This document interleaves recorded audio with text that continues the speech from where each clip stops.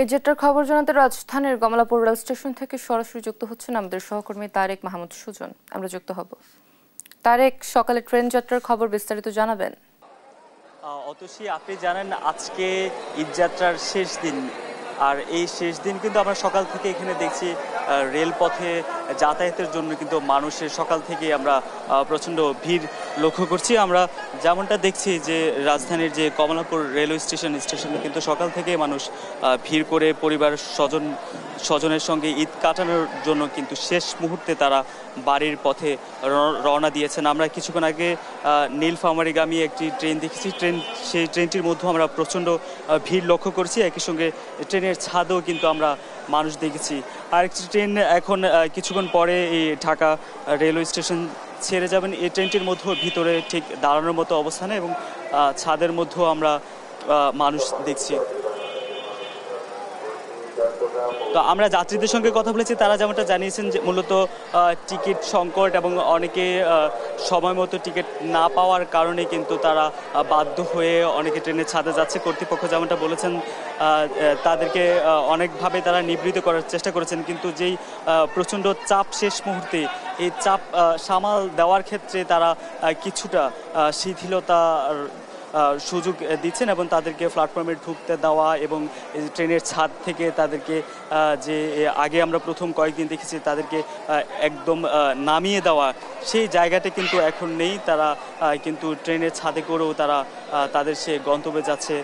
তবে যাত্রীদের সাথে কথা বলেছি, তারা যেমনটা জানিয়েছেন যে ট্রেন শিডিউল বিপর্যয় এবং অন্যান্য যে ভোগান্তির বিষয়গুলো গত কয়েক বছর তারা দেখেছেন, সেই জায়গাটি থেকে কিন্তু এবার অনেকাংশে স্বস্তির কথাই কিন্তু জানিয়েছেন।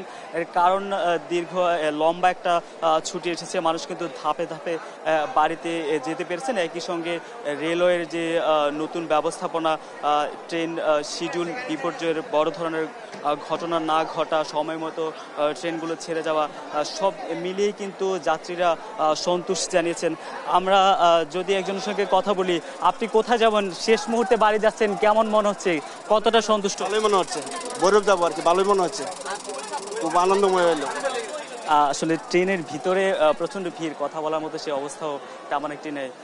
তো অতসী, এ ছিল রাজধানীর কমলাপুর রেলওয়ে স্টেশন থেকে আমার কাছে সর্বশেষ। সুজন, ধন্যবাদ আপনাকে। দর্শক, আবারও এই যাত্রার খবর জানবো।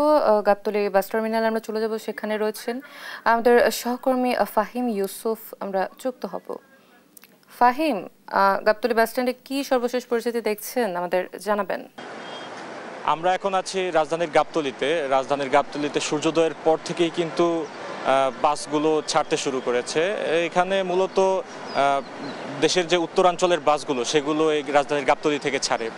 তো আমি যদি এখন একটু দেখাতে চাই যে গাবতলী বাস স্ট্যান্ডের যে চিত্র বর্তমানে, এটি যাত্রী এবং বাস চালক যারা আছে তারা সবাই মোটামুটি স্বস্তিতে যেতে পারছেন ঠিকই, কিন্তু বাস চালক এবং এই বাসের সাথে সংশ্লিষ্ট যারা আছেন তারা কিন্তু একটি আক্ষেপের কথা জানিয়েছেন যে তারা এবার যাত্রী পাচ্ছেন না তেমন একটি। অনেক ক্ষেত্রে বেশিরভাগ বাস দেখা যাচ্ছে টার্মিনালে দাঁড়িয়ে থাকছে এবং বাসগুলো কিন্তু যাত্রী ফুল না হওয়া পর্যন্ত, যাত্রী সম্পূর্ণ না হওয়া পর্যন্ত বেশিরভাগ বাসই কিন্তু টার্মিনালে থেকে ছাড়ছে না। কিন্তু যাত্রীদের সাথে কথা বলে আমরা যেটি জানতে পেরেছি যে তারা এবার মোটামুটি টিকিট নিয়েও তেমন কোনো ঝামেলায় পড়ছেন না। কিছু কিছু ক্ষেত্রে দু একটি জায়গা থেকে অভিযোগ আমরা পেয়েছি যে অতিরিক্ত ভাড়া নেয়ার যে অভিযোগ, সেটি যদিও এর আগে আমরা দেখেছি যে ভোক্তা অধিকার কিছু কিছু জায়গায় অভিযান চালিয়ে এই যে অতিরিক্ত ভাড়া নেওয়া সেটি বন্ধ করার চেষ্টা করেছে তারা, কিন্তু তবুও যাত্রীদের মধ্য থেকে সেই অভিযোগটি এখনো আসছে। এছাড়া আরেকটি কথা জানিয়ে রাখতে চাই যে এবারের ঈদে কিন্তু একটি বড় ছুটি পেয়েছে দেশের মানুষজন এবং সরকারি ছুটিও কিন্তু এবার অনেকটা বড় করা হয়েছে, যার ফলে কিন্তু দেখা যায় মানুষজন অনেক আগে থেকেই বাড়িতে যাচ্ছে।